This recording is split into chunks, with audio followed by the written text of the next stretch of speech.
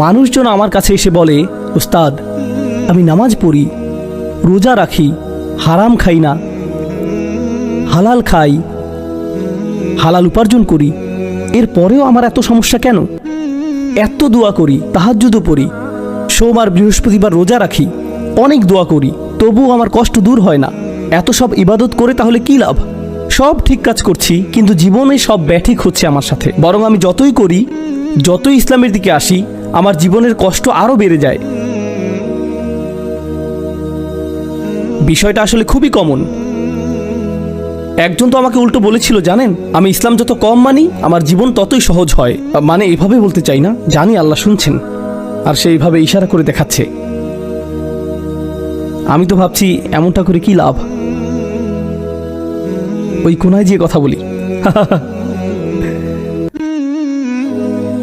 যেন ফেরেশতারা বলবে, আরে আরে ওরা তো ওই কোনায় চলে গেল, হায় হায় এখন লিখবো কিভাবে। কিন্তু জানেন, যখন নামাজ পড়া শুরু করি জীবনে কষ্ট চলে আসে, নামাজ পড়া বন্ধ করে দিলে জীবন সহজ হয়ে যায়। মানে এমনটাই হচ্ছে আমার সাথে। আমি তাকে বললাম, আপনাকে কে বলেছে যে আল্লাহকে মানলে জীবন সহজ হয়ে যাবে? কোরআন তো কখনো বলেনি। প্রবাদ আছে যে প্রজ্ঞার সাথে চলে জীবন ভালো হবে। কোরআনে কি এমন কিছু আছে? কোরআন কি কখনো আপনাকে ওয়াদা করেছে যে নেক জীবনযাপন করলে, সৎভাবে চললে, আল্লাহর আদেশ নিষেধ মেনে চললে জীবনে অনেক ধন সম্পদ হবে, অনেক আনন্দ খুশি আসবে? আল্লাহ কি এমন বলেছেন? না, বলেননি। তিনি বলেছেন, লাকাদ খলাকনাল ইনসানা ফি কাবাদ। কিন্তু মানব জাতিকে সৃষ্টি করা হয়েছে প্রচণ্ড কষ্টের মাঝে। এরপর আমাদের উদাহরণ দিচ্ছেন তিনি। আচ্ছা ঠিক আছে, আল্লাহকে যারা সবচাইতে বেশি মেনেছেন তাদের উদাহরণ দেখি।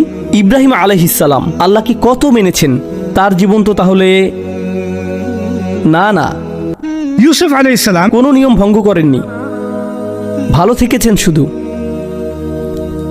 তার জীবন তো তাহলে, তাই না? দাঁড়ান, দেখুন কোরআনে এই বিষয়টি উঠে এসেছে। প্রচণ্ড মহান ব্যক্তি যারা প্রচণ্ড প্রজ্ঞার সাথে চলে তাদের জীবনও কঠিন হয়। তখন সেই লোকটি, যেই লোকটি নেটওয়ার্কের বাইরে জায়গা খুঁজছিল, তাকে যখন বোঝালাম তখন সে বলল, তাহলে কি লাভ? জীবন তো কঠিন হয়েই থাকবে, লাভ কি তাহলে? তখন বললাম, হ্যাঁ এখনই তো আপনি আসল প্রশ্নটি করেছেন, লাভ কি তাহলে? আল্লাহ আমাকে এই দুনিয়াতে আরামায়েশ করতে পাঠাননি, আল্লাহ আমাকে পাঠিয়েছেন পরীক্ষায় পাশ করতে। এজন্যই তিনি আমাকে দুনিয়ায় পাঠিয়েছেন। কিছু মানুষ আছে যাদের এটা বোঝার মতো প্রজ্ঞা আছে, আবার অনেক মানুষ আছে যারা এটা বুঝতেই চায় না। তারা শুধু কি চায়? সহজ জীবন। আর যারা এই সহজ জীবনের পেছনে ছুটছে তারা প্রজ্ঞার পথকে অস্বীকার করছে। আল্লাহ কি সহজতা দেবেন? অবশ্যই। কিভাবে তিনি এটা দেবেন, কখন দেবেন, এটার সময় তিনি আগে ভাগে আপনাকে ইমেল করে পাঠাবেন না। আপনার ফোনে আপনি কোনো নোটিফিকেশনও পাবেন না যে ভালো দিন আসছে 3 দিনের মধ্যেই। তিনি এমন করেন না।